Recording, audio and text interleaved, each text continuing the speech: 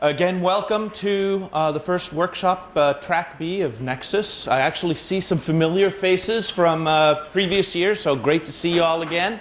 And those of you who are first-time attendees at NECSS or haven't been here for a while, again, thank you so much for coming.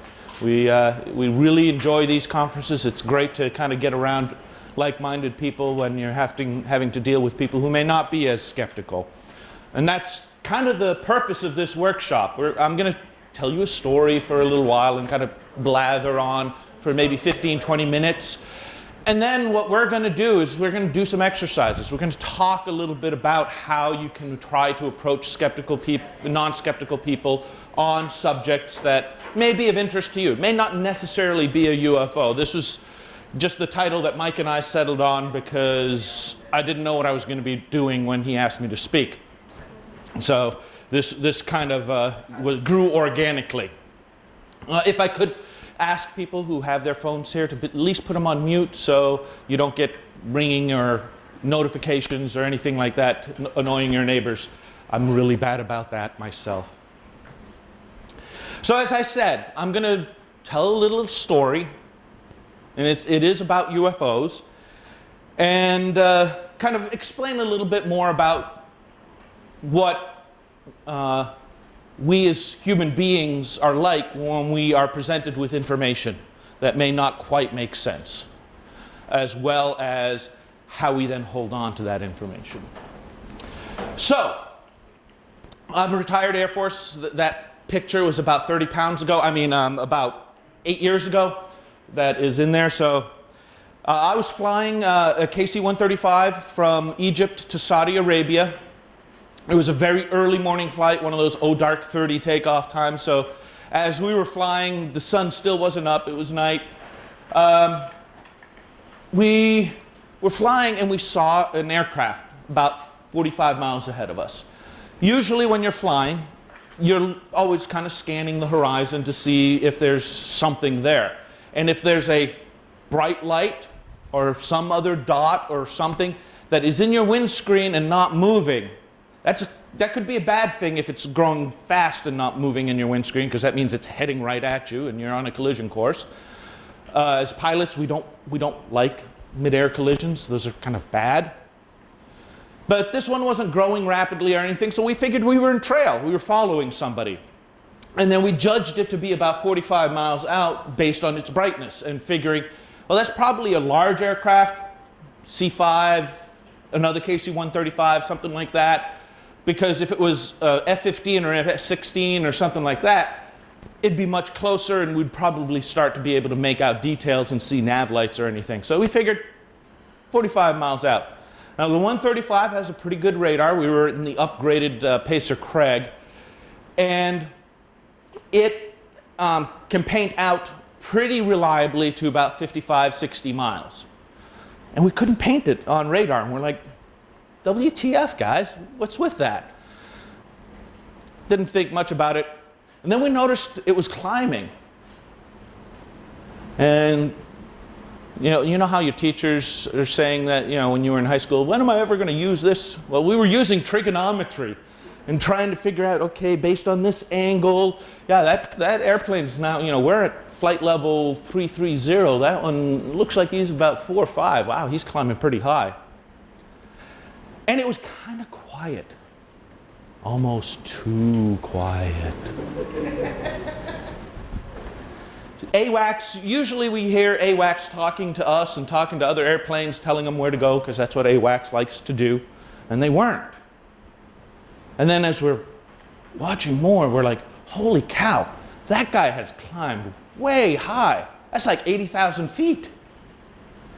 No big aircraft can make it up to 80,000 feet. That's impossible. What in the hell is it? Now it's at 100,000 feet. Holy crap. The US doesn't even have things that can get to 100,000 feet on a reliable basis, as far as I know, or as I can reveal. At least not flying around in the Middle East theater. So, would you believe me if I told you that that was some craft that did an impossible thing that we saw? After all, I'm a reliable witness. You know, I have a 20-year career in the Air Force. They gave me a top secret clearance. I even have what's called an interim Yankee White. That's presidential support. And that's like super special guys. Cogent Figure is a special clearance that they give to people for air refueling the secret airplanes, the ones that we can't really talk about. You know, so I should know what I'm talking about, right? Not only that, again, I'm a pilot. I'm in the sky all the time. I'm looking out the windows. I've flown a couple of airplanes as an instructor and evaluator. I'm even in several other aircrafts, the trainers, and a few civilian aircrafts.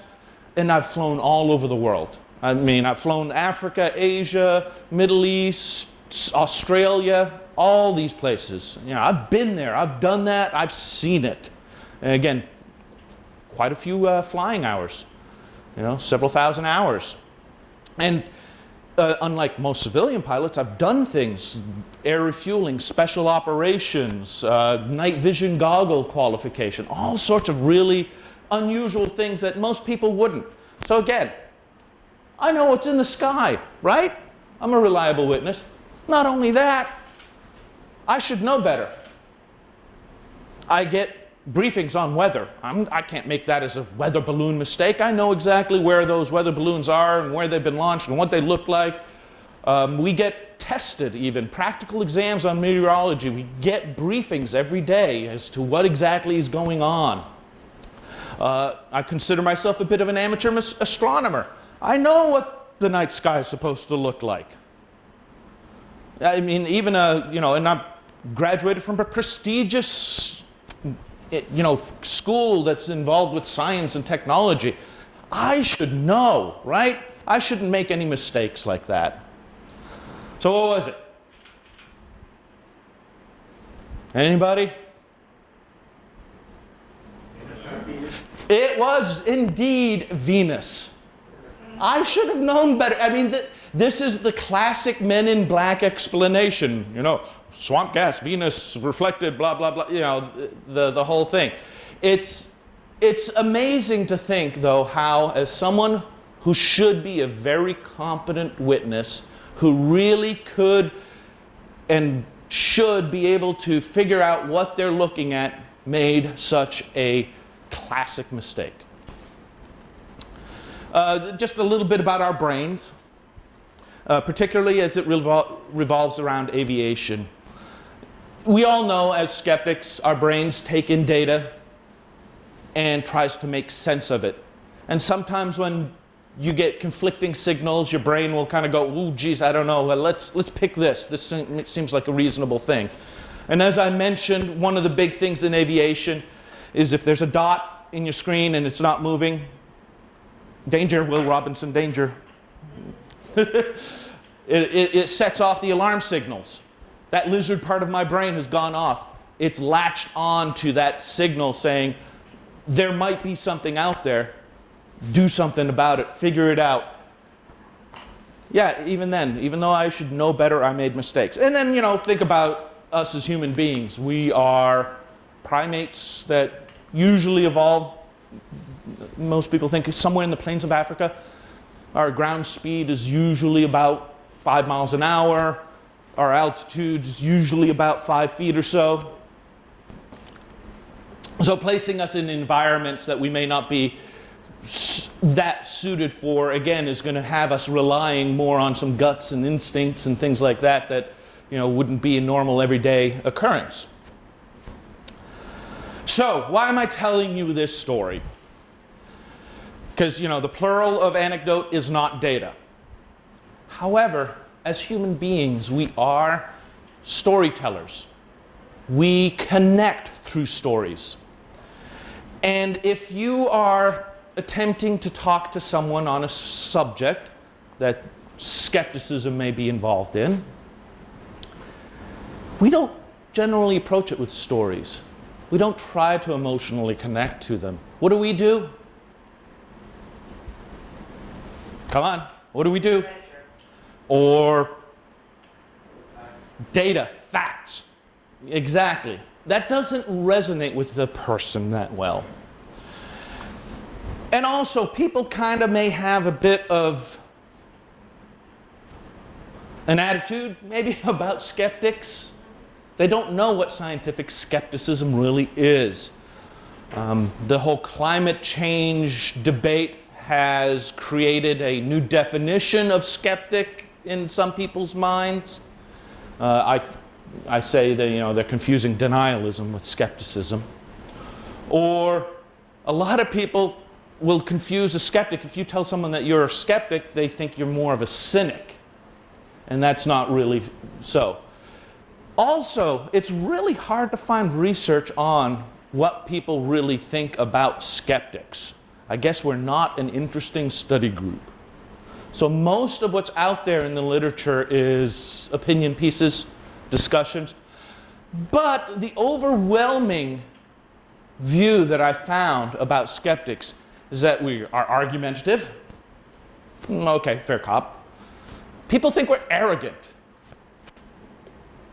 They think we're naturally suspicious and that we create problems where there really isn't a problem.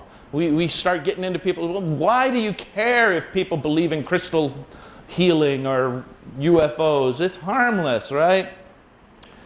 And that we don't trust. We are untrustworthy because we don't trust as well. Again, these are things that people think about us. Overly exacting, we just make life difficult. And one of the big things is we see ourselves as infallible. That's what they think of us. They think that because we're skeptics, we see ourselves as infallible, that we would never make a mistake. So in general, not a very positive view of skeptics by those who may not see themselves as skeptics. So what actually convinces people? And there have been books and lectures and podcasts and everything about what actually convinces people. I tried to distill it down, and the word that kept on coming up in my searches for what really convinces people was leadership. In a way, we may need to be thought leaders, intellectual leaders, even emotional leaders. And I know there's a bunch of skeptics, and I know many of you may not be as extroverted as I am. That idea may not resonate so much with you. But you can still take advantage of a lot of these, what I call soft skills, in terms of communication, connecting with people. There was a UCLA and University of Indiana study on anti-vax, another passion area for mine, that says, and like I said, that factual approach, giving them the facts, may work for other skeptically minded individuals. It does not work in general with people. They want to be emotionally connected with. They want to feel that they are dealing with someone who is a peer, who has shared experiences, who have something in common with them. And we as skeptics too often see ourselves as apart from non-skeptics. We don't see ourselves as having things in common with them.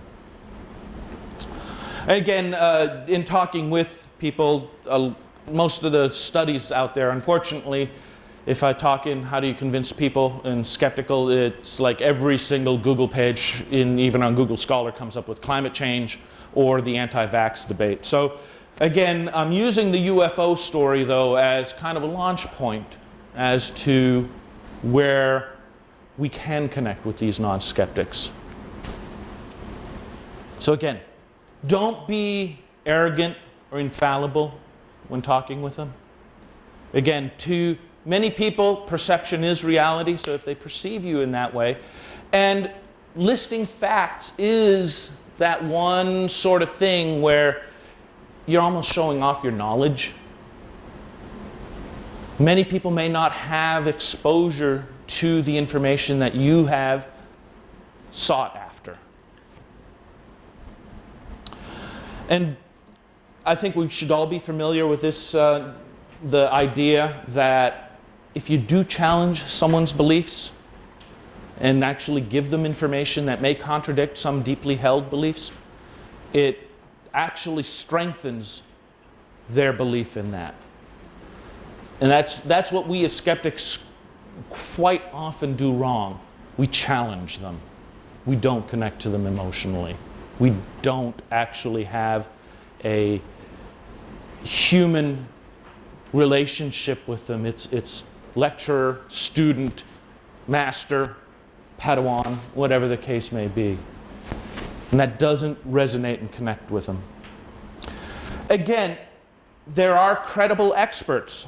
So that's why I told the UFO story and did the humble brag after it about, you know, all these things that I've done and my expertise.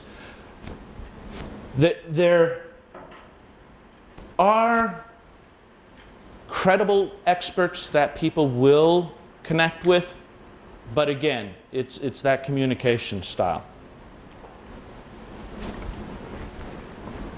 So 15 to 20 minutes has passed. So what I want to do is I want to connect with people. Think of a subject that you're passionate about, any skeptical subject, whether it is UFOs or vaccines or evolution or climate change or homeopathy, whatever subject you normally encounter people who you need to perhaps educate a little bit more. So think on that subject, and now let's try to connect to them emotionally. So I'm going to be picking on you.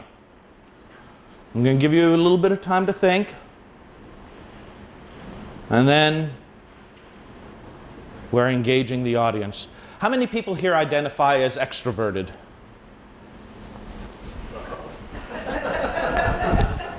Yay, this is going to be fun. It's a room of skeptics. Yeah, I must be one of the most unusual skeptics because I am so extroverted. I feed off of being in crowds and having... I know the MBTI is hokum and all that stuff, so don't think I'm putting stock into it. But, you know, it's a general outlook in life. I enjoy public speaking. I'm not imagining any of you naked or in your underwear. Don't take Alfred and make it 1 through 10. Where you are in the box. 42. 42 is being Extroverted. 42 Out of 10. Oh, okay. 7 out of 10. I wouldn't say I'm an extrovert, but it's 7 out of 10. Okay. Okay, well then, since you volunteered yourself. So Tom, hi, I'm Steve. Hi, Steve. Tell me about a subject that you are passionate in terms of your skeptical outlook on life. Well, I think the biggest crisis is the environment. Okay, climate change. Yeah, not just that. Just think about, we still have acid rain. We still have a lot of other stuff going on. Okay. Acidification of the ocean. Okay, so I don't think humans can really affect a planetary scale. I mean, we're just too small. We're insignificant. Why should we really care about that? You want me to talk factually or you want me to talk emotionally? Connect. How do you connect? Do you remember when your children were small and they used to bash into your legs to see if they could hurt daddy? We often think that we are not powerful enough to hurt daddy, but we will. Once in a while they hit a really sore spot. Yeah, it's usually when they get up. Yeah, right. The upward swing. So there's that, right? Okay. So you could say that we don't think we can do it, but you could also look at the, see, if you go back to the facts, you look at the curve, the amount of carbon above in the air and down under the ground was going down for billions of years, and all of a sudden it going back up really fast. We're actually chemically changing, and that's measurable. Okay. So Tom actually did a great thing.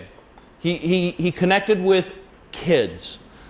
People do like, you know, kind of like in the vaccine debate. You don't tell them the facts that vaccines are safe and the studies show and this, that, you know, it's like, well, think about your kids. That should resonate, hopefully, if people have kids and they actually like them. Not after they hit you. Yeah. But yeah, then he went into the comfortable ground again. Facts, data, information.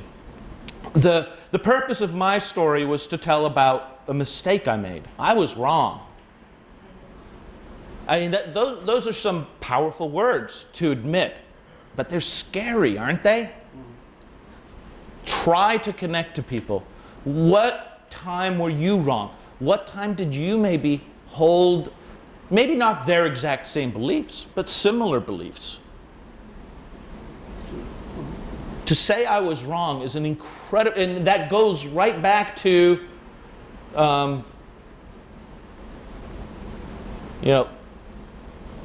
we disarm them of that idea that we see ourselves as infallible. And again, that emotionally connecting to them, to disarm them is the thing that you want to do. So, excuse me. Hi, Barbara. Hi.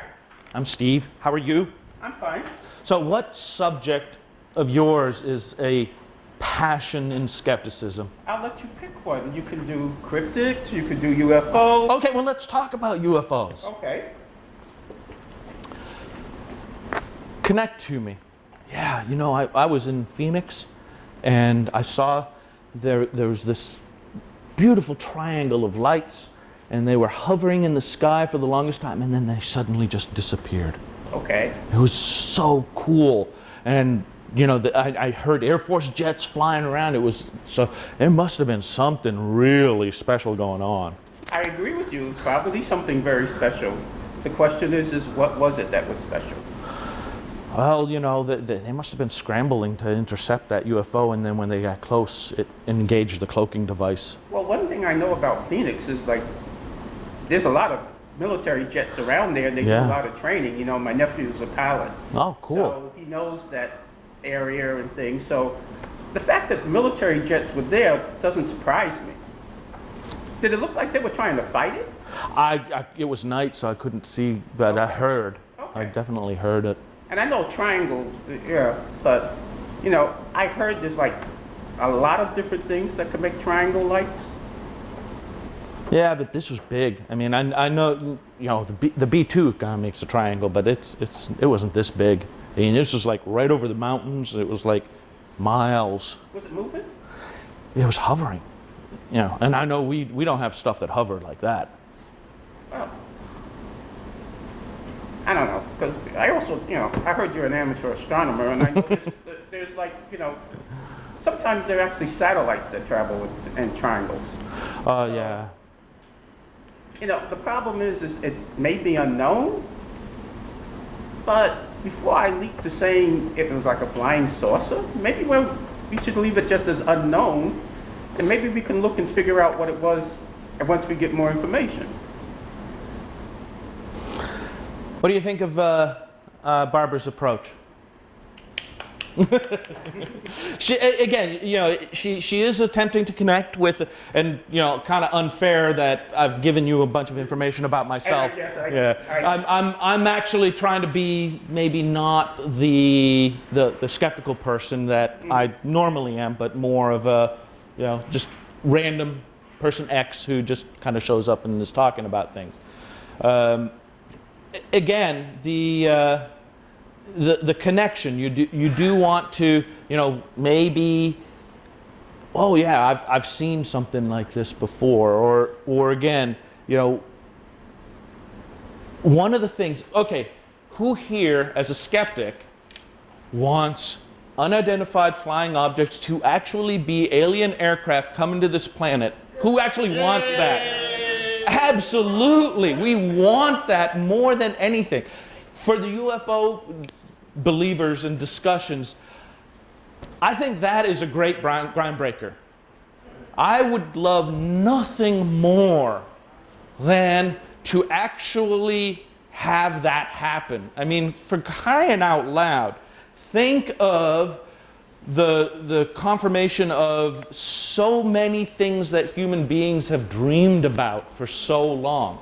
We want that. We love that. Granted, our own history does maybe hold out, kind of like what Stephen Hawking said, may not be to our best advantage. But, you know, let's ever be the optimistic skeptics and think that they've gone beyond the need to make life miserable for whatever race they may encounter. I think sometimes as well with UFOs, people conflate UFOs with the existence of alien life. Absolutely. And sometimes it's important to say, with me personally, I'm pretty sure that there's life out there somewhere, either simple life or probably even intelligent life. Has it ever visited Earth? No. And some people think if you don't believe in UFOs, you also don't believe that there's intelligence. Exactly. I always, go ahead, Susan. I was thinking about, you know, when I think, speaking for myself, when I think about UFOs coming, I think about, oh wow, we're going to learn all kinds of cool new technology, and we're going to talk with, you know, maybe silicon-based life, and it's going to be cool. But a lot of UFO people that I've read about, their experiences with the alien life forms are so unpleasant. They get anally raped a lot. God damn it, why does everything involve something going in and coming out of my ass? Right.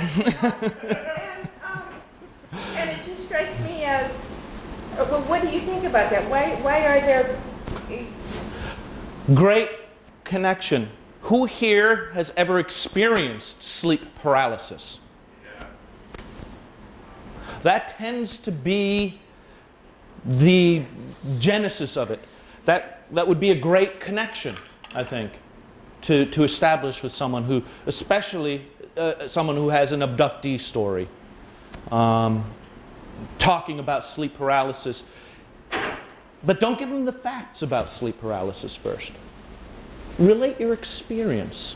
Connect to them. Yeah, one time I opened my eyes, I couldn't move my body, and usually along with sleep paralysis there are some hypnagogic and hypnopompic, you know, sort of hallucinations where your dream state is kind of intruding into your wake state, all that sort of stuff. Share that experience with them. Then maybe talk about the demon possessions and the succubi and how people's views of this thing has progressed over time before then explaining to them, this is a bit of sleep paralysis. Your eyes woke up before the rest of your brain and body woke up. To get back to your point, I love, that my standard Facebook comment whenever I talk about alien life or UFOs or little green men is everything that we know about physics, astronomy, chemistry, biology, evolution, etc. would indicate that yes, there is a very high probability that there is alien life out there. Everything we know about physics, biology, chemistry, its evolution, etc. would lead me to say the probability of it having come here to Earth is very slim. Space is huge. You wouldn't believe how impossibly big it is. You wouldn't compare it to the chemist and sorry. Douglas Adams quotes are obligatory, I believe, at Skeptics Conference. Yeah. Thanks, Wowbanger. So, Mark. Well, I had a question. So I like the idea of initially relating. I mean, for example, saying that I'd love for there to be aliens. It's great. But then I think that the problem is the next step is always fact. Yes. So, it is. I mean, I guess the way you presented the facts about physics is a good approach. But yeah, I mean, in general, how do you present the facts in a way that doesn't just make them... That doesn't make them dry and factual and lecturing and attacking. Yeah. How do you present the facts? That's the tough one. That's where we all kind of struggle. Personal stories. And that's it. It's the personal stories. How did you personally come to relate to those facts? Don't state the fact. State how you found that fact. You show your journey to it. It's kind of counterintuitive because I do it all the time. Someone asks me a question about something. Well, here's a bunch of facts. Raw. Learn. And you know, if that ends up challenging something that they have a deep belief in, it comes across as confrontational, and that embeds their viewpoint more. Yes, sir. I think one method that might work is to just ask them what they don't believe. Right? I mean, if, you know, I used to be a Scientologist. Yeah. Or someone, yes. That, So you say, well, okay, well, you believe in Scientology. Okay.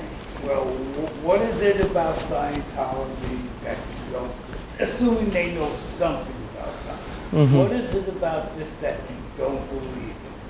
or not even that particular thing. Another good emotional connection would be perhaps you have a friend who is, you know, into herbalism, spends most of their disposable income on that.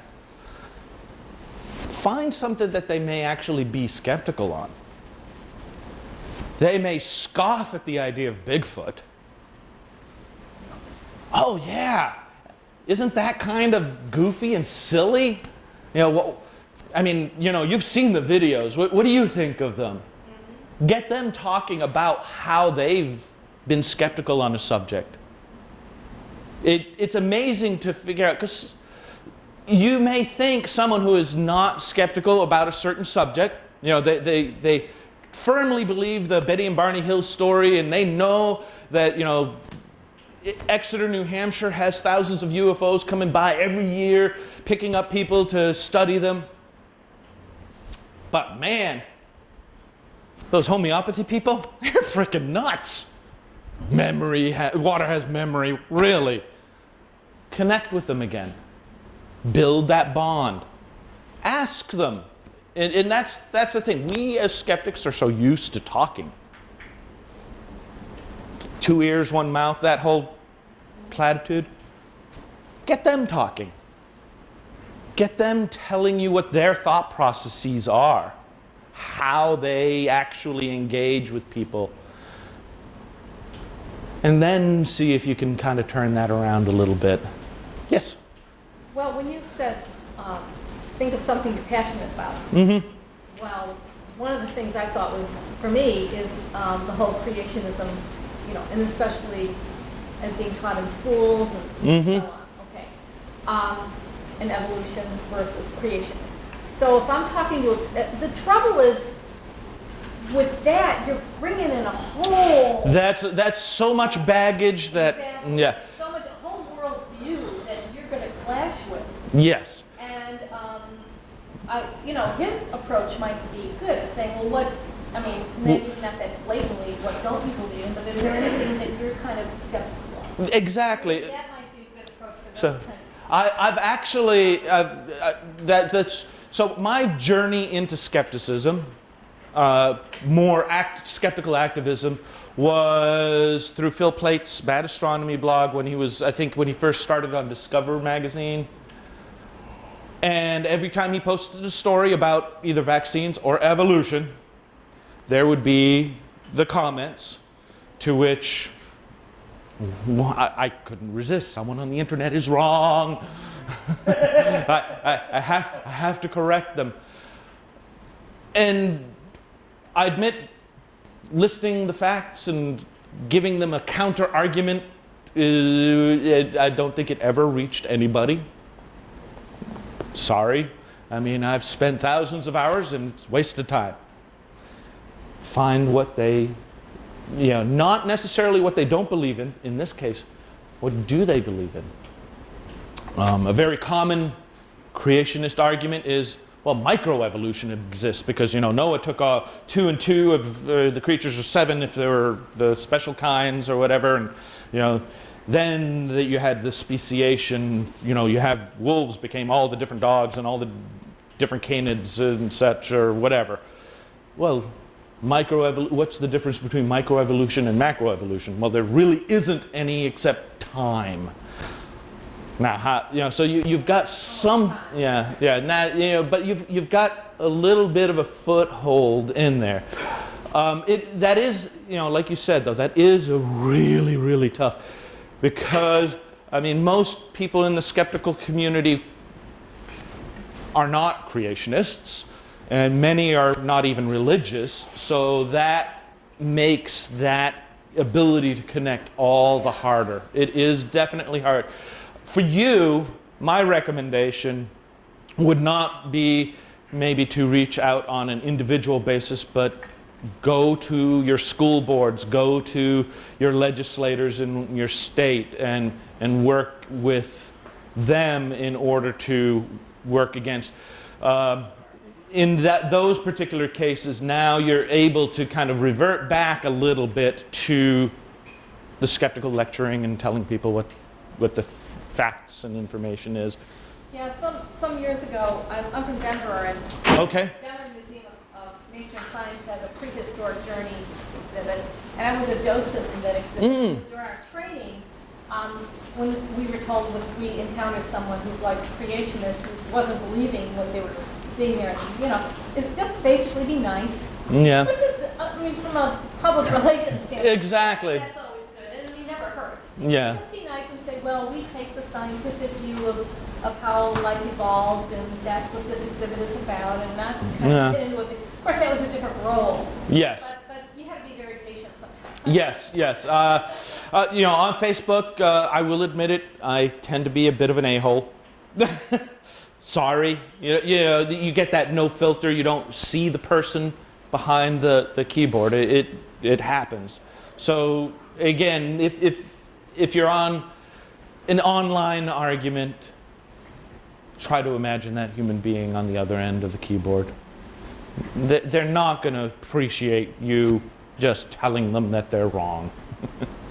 Tom. I just want to play the devil's advocate for a second here. Ooh, I don't believe in the devil, though, so...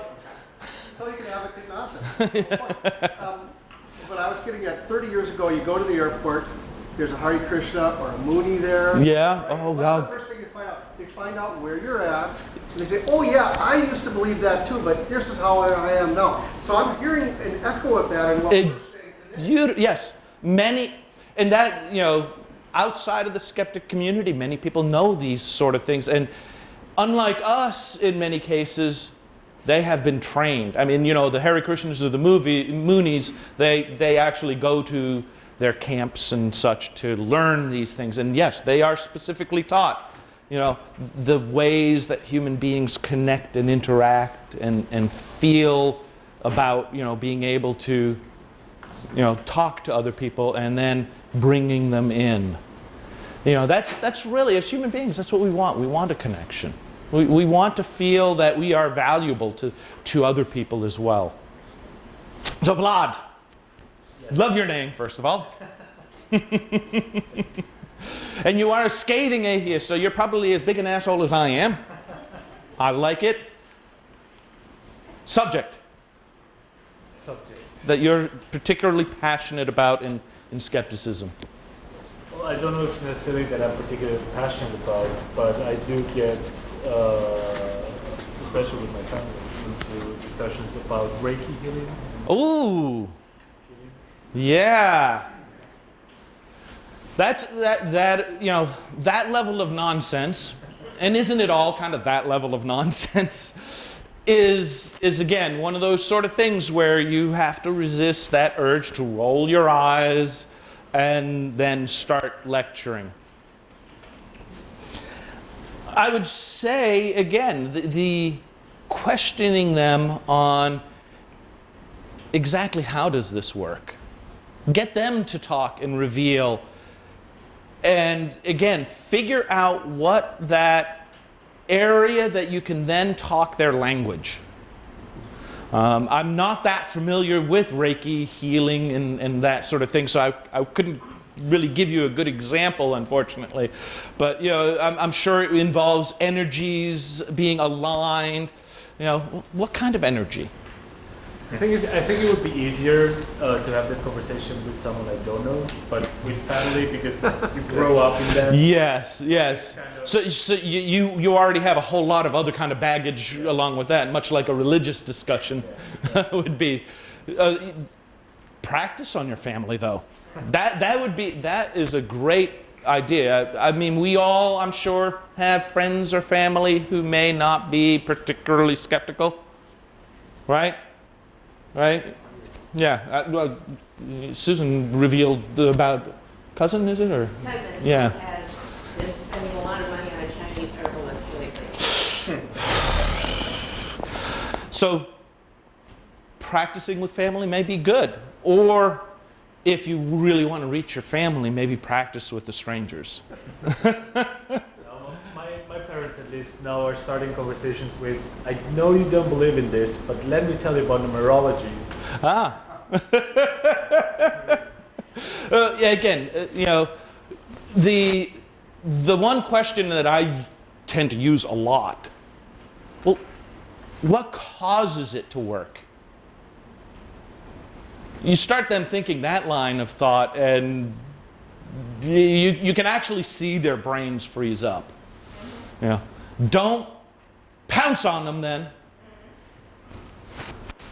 Maybe work with them a little bit. Work into, well, is it supposed to work because, you know, in Reiki, this energy is, you know, powering up your organs? Are you like a Power Ranger or something? You know, whatever the case may be.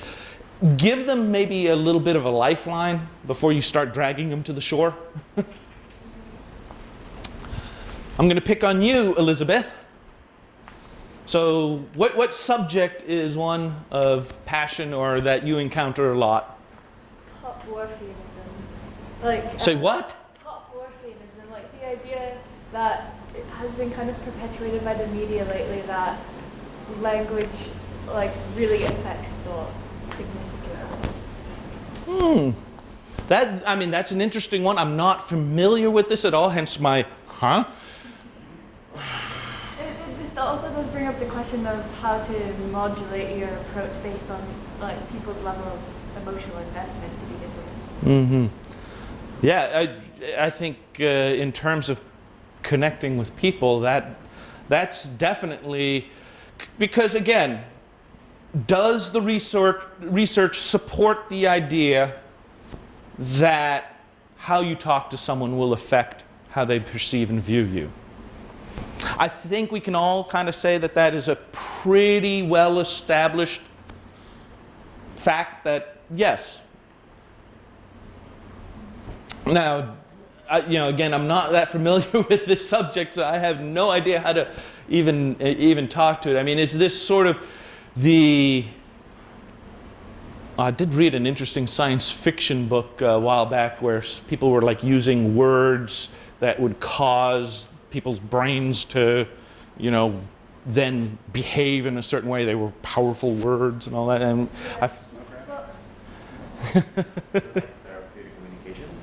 yeah, I'm not really sure. A lot of times in the media, the instances where the claims are out of proportion with the evidence are situations where, for example, well, I've seen the claim made that like if you have a word for a color, it'll like make you kind of like culturally see that color, or like.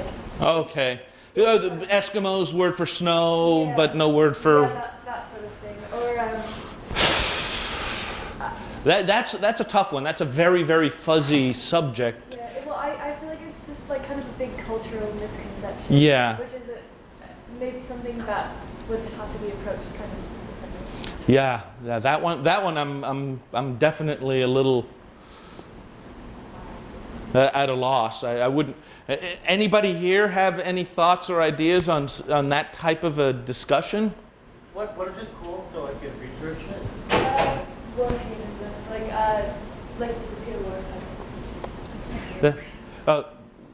Could you say that louder? It's based on the superior war hypothesis. Okay, so anybody got a phone with Google on it? Superior, S-U-P-I-E-R? S-I-P-I-R. S-I-P. Okay, and then Worf, like. Sorry, I don't know the spellings out loud. Oh, me neither. Good. And then Worf, like Lieutenant Worf, you know. It's a good day to die. See, it's the idea that language shapes perception. Okay. I do. I'm guessing that this is it new, or is it something that has just become popular all of a sudden because of... I mean, it's been kind of evolving over the 20th century, well, at least for the latter half of the 20th century, but I think probably in the last decade or two, it's kind of gained ascendance in popular media and in ways that isn't really representative of what the actual... Kind of like, who saw the John Oliver show where he talked about research and he was so excited to actually talk about smelling farts? Yeah, the scientific studies and how they're portrayed in media. That was so. Well, if nothing else that you've learned today at this workshop, you've learned a new skeptical subject to look into and see what craziness people believe in. Yes, ma'am. Can I ask a question? Yes, please. So, sort of in thinking about how to communicate with people who don't share my beliefs about particular skeptical issues, you're talking a lot about communication and trying to connect with them. And I think often someone who is inclined to believe in something that doesn't necessarily align with the science or with what the academic community thinks is also inclined to believe in more things that similarly don't necessarily have scientific backing. Mm-hmm. And so I'm wondering what the benefit is of convincing someone that one claim that they think is true isn't actually, when the way that we're doing that is through connecting with them rather than through explaining to them, oh hey, maybe you should check out the science next time. The wedge hypothesis. Start on one thing. You've connected to them. If someone can then say, wow, I was wrong about this, what else may I have been wrong about? That's a longer journey. And like I said, that the idea that someone who may not be particularly skeptical may embrace a whole lot of nonsense. Yes, there are people that are like that. They'll believe any passing fad that comes along. But in general, you will find that people will have the thing that they actually are skeptical about. It's not generally a wholesale embracing of every crazy idea that comes along. They may flip from one idea to the other, but they don't take everything all at once. It's not homeopathy and Reiki and Loch Ness and Bigfoot and UFOs and whatever else.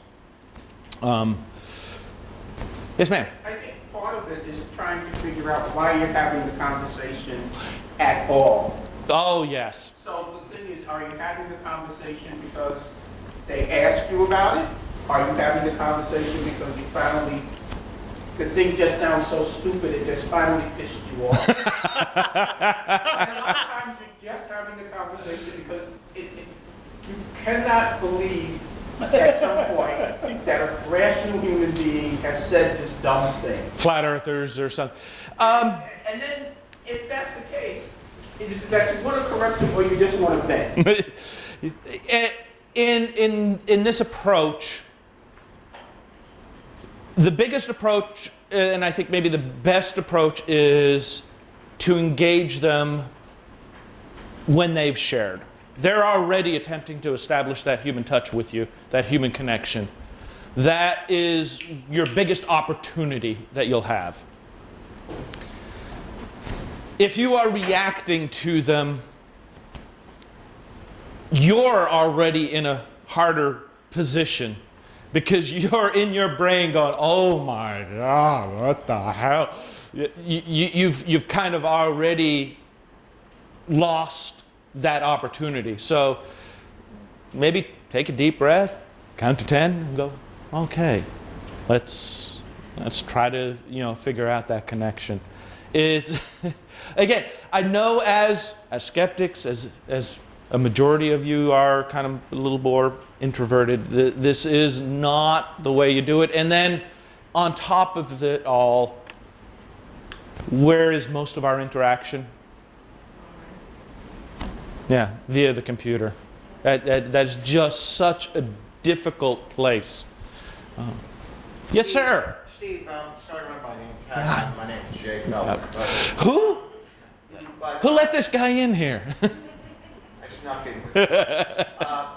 Studies have been done about how people perceive themselves. And what's fascinating about that, and useful to us, is that people believe they are open-minded, they believe they are skeptical, reasonable, and that they want to be factually correct, and they want solid evidence for that. Very, very few people want to be or want to have the world perceive them, or they perceive themselves as stubborn, closed-minded. Fruitcakes.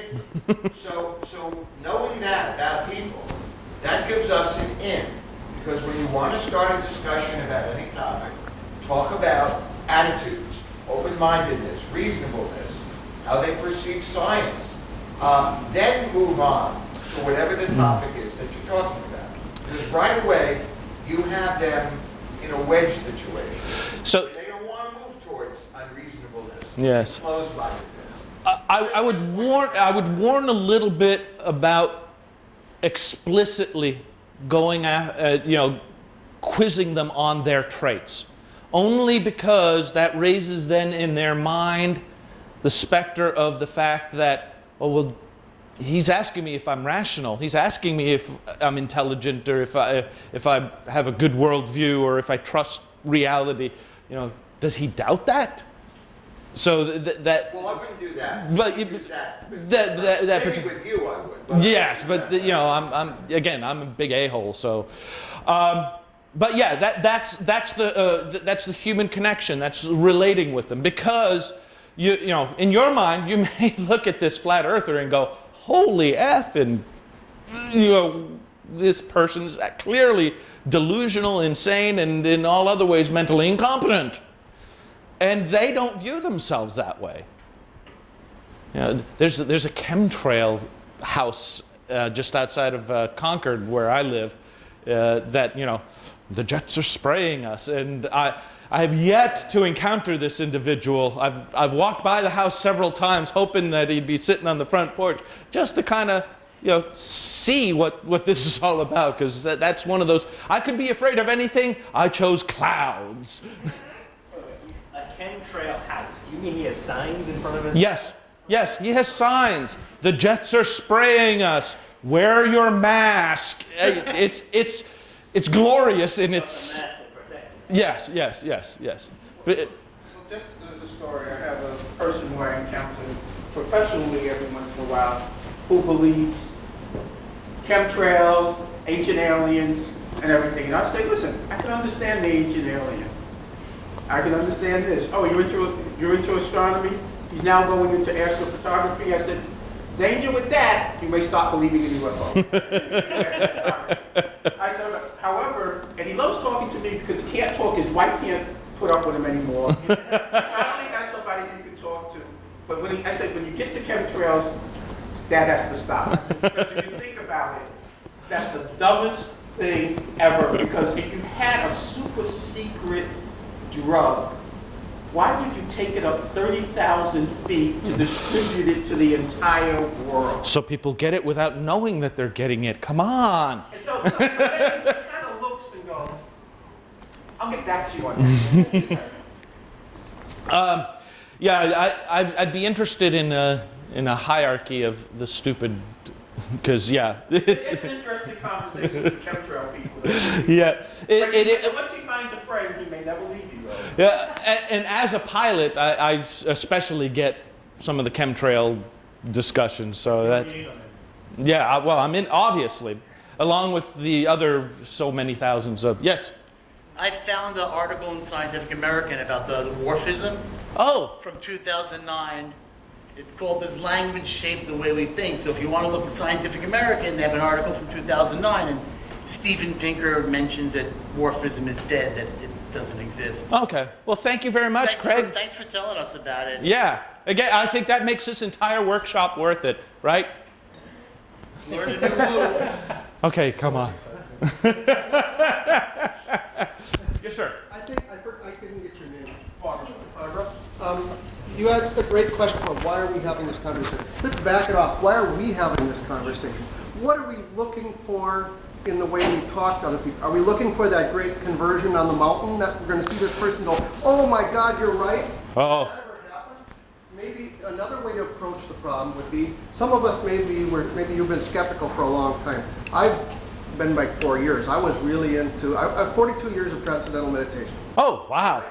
I converted over, and when we talk about what things were, things that made me more to that. Sometimes we're just planting a seed. We don't have to have the effect that Exactly. 5 years before you get that result. Yes. Don't expect the aha or the conversion. When you are talking to people, don't expect that. You'll set yourself up for disappointment and failure. Plant the seed, the wedge. Okay, now I've got all sorts of hands. I'm loving this. Yay! Okay, let's see here. Sir, you haven't spoken in a bit. So again, I have a sister and another one of sisters. They're fairly intelligent. I mean, they're not, mentally challenged. but they swears by chemtrails. Really? Wow. And she's fairly intelligent, at least functionally intelligent. Okay. And about the inoculations, well, I mean. Again, I forget your name, sir. Mike? Tom. Like Tom said, it's planting the seed, getting that wedge in. Again, it's harder with family. It simply is, as well as any subject that just has a whole lot of baggage associated with it. So, planting the seed, and it could be a many-year journey. Again, I think, especially with family, is start on that common ground of things that they don't believe in, that, like you said earlier.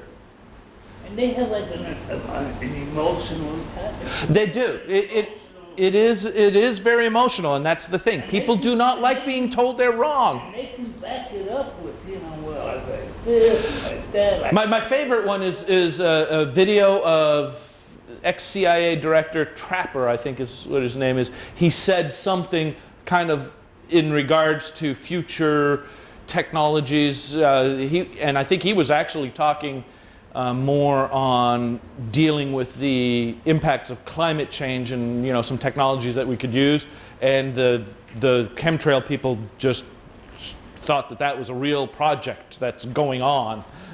Here's an idea. Yes, ma'am. I'm going to get back to you. So further on the question of, or like the general topic of why we would have these discussions to begin with, it's kind of epistemically important to me that I'm as open to having my mind changed as the other person in the conversation.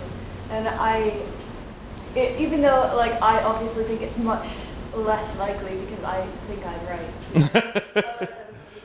Yes. But, so it's important to me, on principle, that I act in accordance with that and probably convey that to the other person. How important? Do you think that has any kind of Well, that's the connection. That is the connection. That's where you are exposing yourself and even asking them, such as, like I said to Vlad, well, how does that work? Can you explain that to me? Try to convince me. You're in that dialogue, you're getting them to talk. You're trying to get them to rational, in dealing with people who don't accept evolution as the most likely explanation as to the diversity of life on the planet. You'll find that most of them don't even know what the hell evolution says. Well, what do you think evolution is? Well, a monkey gives birth to a human. Or now it's, well, the rhino is walking down the street and then he turns into a giraffe. That's, you will find quite often that people have a caricature of what the subject that you may be talking about at hand really is. It's a caricature. They have such a distorted view of it. Get them to explain it. And then, like you said, okay, I'm being open-minded. How does that fit in with, you know, what we see around us, what we kind of know works? It's harder to do that, definitely, especially considering that as skeptics we might, again, be somewhat infallible to these harebrained ideas.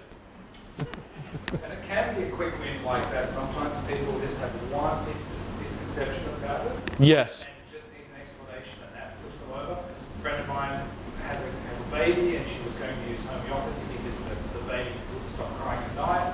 And I said to her, "Do you know what homeopathy is?" And she said, "Oh yeah, it's a herbal remedy." I said, "No, it's not." And when she found out what it wasn't that she thought that homeopathy was rubbish. She didn't.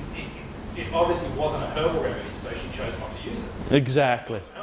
Oh, well, and hopefully we can find something that is, you know, has some support behind it. But that's the next step. But yeah, that's a beautiful thing.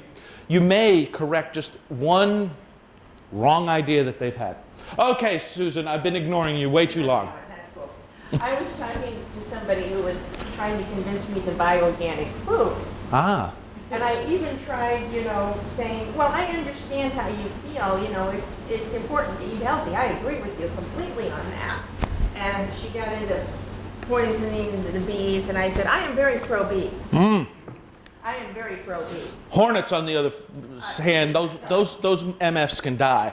Yeah, but I'm very pro-bee.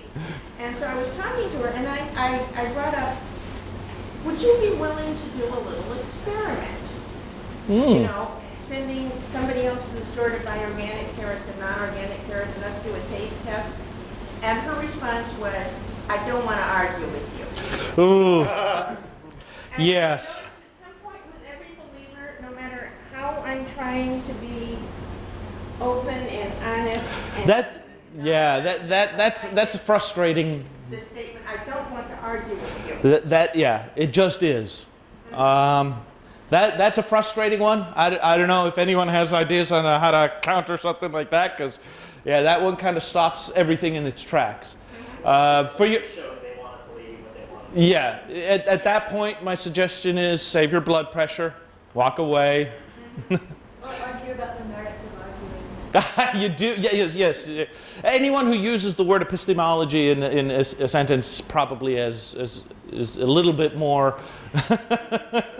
Organic's a good one as well, because it might be because they think it tastes better. Yeah. And that's it, nothing else. Or it might be because they think it's got more nutrients. Yeah. Or it could be both of those. It could be because it's good for the environment. Doesn't have poisons. Yeah. It's not toxic. Michael, when am I supposed to wrap this up? Because I could keep going all day long. You're asking me? Yeah. You have the schedule. 11:50. Okay, so we are at 11 o'clock. So this is kind of a cool clock. So in the last 15 minutes, a bunch of introverts. I don't know if I'm going to try to make you guys talk to each other. So how about we just keep going with what we've been doing? I'm going to pick on you, Carrie, because you've been unusually quiet. Hi, Carrie. Go away. You hate people. The conversation is the next workshop. Don't expect us to be able to converse yet. Okay. But, I mean, do you find yourself mostly interacting online then, as opposed to face-to-face in your skeptical environment? Or, is there family? We don't really interact a lot. My lives with David's family, so it's So I'm the 42 on a scale of 1 to 10 of extrovert. I think Carrie might be a negative 42. Okay. Who haven't I picked on? You, sir. I can't read your name tag. It's glaring. Charlie. How you doing, Charlie? Pretty good. Just for me, in California, it ends up being kind of a target-rich environment. Yeah. Oh, yeah. So you kind of have to choose your battles more than I think most. Mm-hmm. Seems that everybody is gluten-free, homeopathy, crystal healing. Yeah. Do you find yourself ever getting invited in to have the conversation, or are you initiating it? More often than you'd like, yeah. They do kind of hunt you Yeah. Mostly I tend to take this approach of asking questions. I have more than once had to ask somebody if they actually cared whether or not what they believed was true or not, and have been told no. Wow. So Yeah. at that point, you pretty much just have to cut your losses. There's nothing you can do with it. Exactly. Yeah, I know. We would love, as a group of skeptics, we would love for the entire world to be more skeptical. Again, save your blood pressure. Understand there's a bell curve. Let's just slowly try to shift that bell curve a little bit. That's really all we can ask of each of us. Yeah.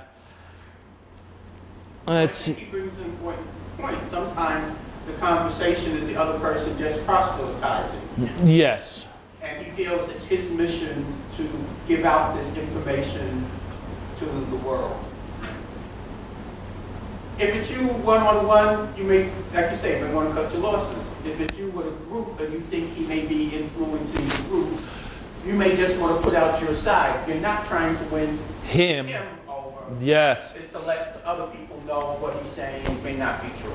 Yes. So all these ideas of emotionally connecting to that person, you may not end up truly emotionally connecting to the person you're having the discussion with. You may actually be having a satellite effect. Someone else who's listening to the conversation or is part of the conversation or is just there may have some of these negative viewpoints dismissed by that vulnerability and openness that you may have in your discussions with that individual. Yes, ma'am. Yeah, earlier this month, me and a small group of people had our first interaction with a flat earther. Wow. He was very, he had the t-shirt, everything. He was really serious about this. And it wasn't a Poe. No. Wow. And he asked us why we think the Earth is round and what's wrong with his idea. And we just said, the physics wouldn't work and the math wouldn't work and all this stuff. I mean, none of us were physicists or mathematicians there, but we appreciated science. But now that you talk about the emotional connection, I'm like, what emotional connection would he have to the idea that the Earth is flat? I mean, seeing is believing. Yeah. Is that it? Because it looks pretty flat from here. Yes, and again, sometimes even us as skeptics, our brains will end up going. It's like going down the highway at 55 miles an hour and someone all of a sudden threw it in first gear. Everything falls apart. What?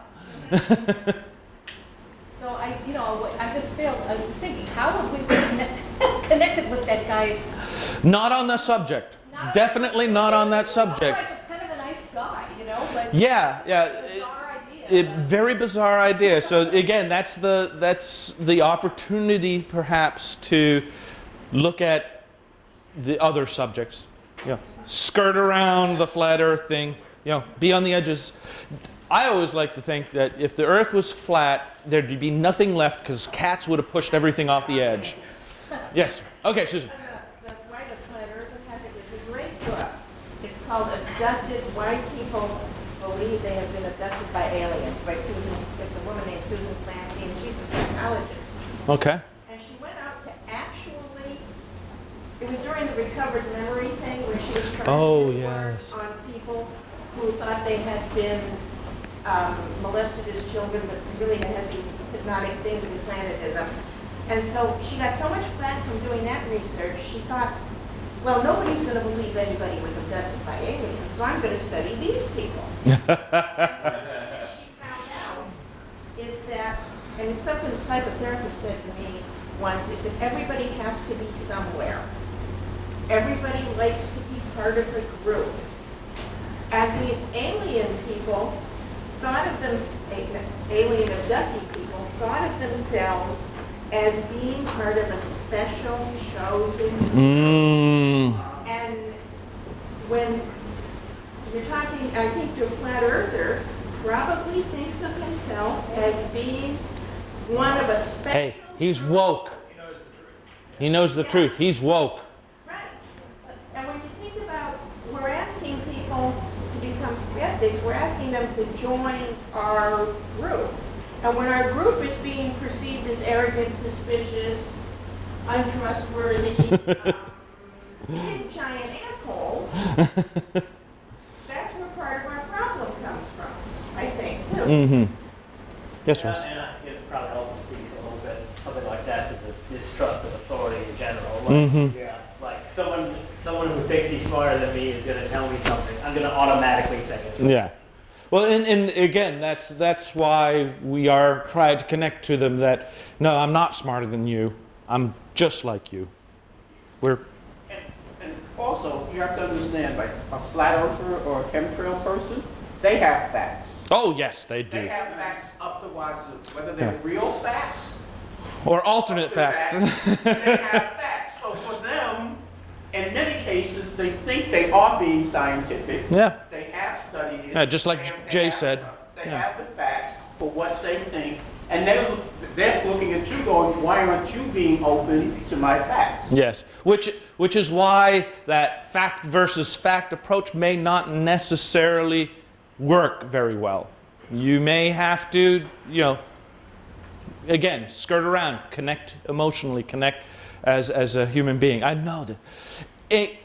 As someone who views themselves as Vulcan as you can humanly be, God, this bugs me. It does, doesn't it?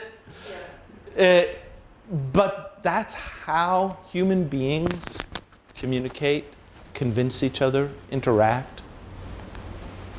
I mean, we aren't necessarily any particularly more evolved life form than anything else. We have our base desires, our base, needs, the way we interact. I know Sam Harris is not necessarily the best person to quote, but I think it was him that talked about, as human beings, do we really have free will, or is it more free won't? Is that what makes us kind of a special case on this planet, that we can maybe counter some of our more base instincts and desires? But yeah, that's the connection that you kind of have to realize about someone who may be believing in things that are a little bit more skeptical or non-skeptical. Yes, sir. And again, I'm always with this intelligence kind of thing. I mean, yes. I've heard it said that first people have beliefs and then they have reasons to. Then they get the reasons to support that. And that the more intelligent the person is, and the more able that they are to rationalize. Yeah. And that may actually be a great sort of connection that you can make with the person. You're complimenting them. You have got to be freaking Einstein level genius. Who was an alien, by the way. Alrighty. It's looking like it's getting close to wrapping up. Does anyone have any final thoughts, questions? I will be here at the conference a whole lot, but I'm going to be a minion backstage or wherever, side stage or wherever we end up at. Just keep an eye out on your emails to make sure that you know where to go. Tomorrow it's the Washington or Pennsylvania. Penn. The Penn, I knew it was some state or something. Pennsylvania Hotel. Yeah, so the Pennsylvania Hotel is where the main conference is going to start in at, and then we will be moving back into off the cafeteria here at FIT. So keep your eye out on emails if you can get your emails on your phone or anything like that. Not quite official yet, but almost. Yeah. Like I said, keep your eye on your emails. They will tell you more. They know more than I do. Yes, John. I have a question. Sure. There's 535 members of Congress. Yes. 100 in the Senate, 435 in the House. Yeah. How many of those self-identify as skeptics or scientific skeptics? At the risk of invoking the no true Scotsman fallacy, very few, I would say. If you ask them, all 535. All 535 are very smart, very capable individuals who follow the facts. A lot of the former ones are good skeptics, so somehow they convert as soon as they get out of office. Yeah. As I mentioned to, I forget your name, I'm so sorry, I'm bad with names, and Becky. As I mentioned to Becky, yes, as skeptics, we do tend more likely to deal with human beings, individuals that aren't in the legislature or whatever. It's kind of run-of-the-mill people that you encounter on a day-to-day basis, whether it's via the internet or, you know, if you actually leave the house and interact with human beings on the street. So that's more the focus of what I've been talking about here. When talking with, you know, again, the legislators and those types of people, our default approach of going with facts and figures and such doesn't carry as much of a warning label as it would when dealing with individuals in that realm. Well, the reason I ask is that all of these individuals are there because they succeeded in a political contest, so they got a majority of voters in their district or whatever to say, you know, you're our person. And typically what they want to do is identify some appeal, you know, have appealing attributes. Yes. So if you turn back the clock 30 years ago, there were no members of Congress that were openly gay. And now there are, you know. There are, yes. And, so now there are easily dozens that are openly gay because it ceased to be an issue in society. 30 years ago, of course there were members of Congress that were gay. They just weren't open about it. Yeah.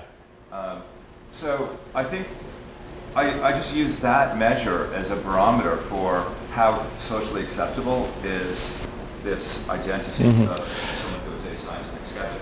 So you point out that all of the members of Congress most likely would identify as such. I wouldn't say maybe identify in the sense of having the, but again, they're rational, just like Jay said. They're rational, they're intelligent, they value science and reality, which are things that we also say. Do they apply? Because, I mean, let's face it, within the scientific skepticism and the atheist world, there is a rather large Venn diagram overlap. And I believe within the United States, the atheist label is still one that is severely distrusted, even more so than the scientific skepticism. So they may not necessarily say that they're scientific skeptic in the way that we would identify it. They will say it in a positive way. It will be more of an affirmational statement to appeal, you know, to, oh, well, of course I value reality. I value the things that you value as well. I have 2 minutes. Any other final questions, thoughts, concerns? Again, I'll be here the whole weekend, so if someone finds me, as you can tell, I love talking. I will talk your ears off. I'm going to find you. You and I are going to talk. I'm going to make you say things. Even if it's just purple. Okay. Well, thank you. Oh, sorry. Go ahead. With apologies for if this was covered before I showed up. So one scenario I've found myself in recently was a Facebook group that was sort of a Facebook group based on like an ethno-religious basis, I guess, or essentially an ethnically defined Facebook group where you had a lot, which was where the majority of members had very strong and extreme political opinions. I'm going to try to be as neutral here as possible. And so the thing is that there was sort of a small faction of more sane people, more reasonable people, more, in my opinion, reasonable people. And you know, I try to advocate and respond to things they post and share, and usually you get a ton of. So we did cover a lot of this sort of stuff. But I'd be more than happy to talk to you afterwards, okay, because they're like actually moving stuff around back there. So again, thank you all so much for your time. It has been a pleasure to be with you here. Thank you.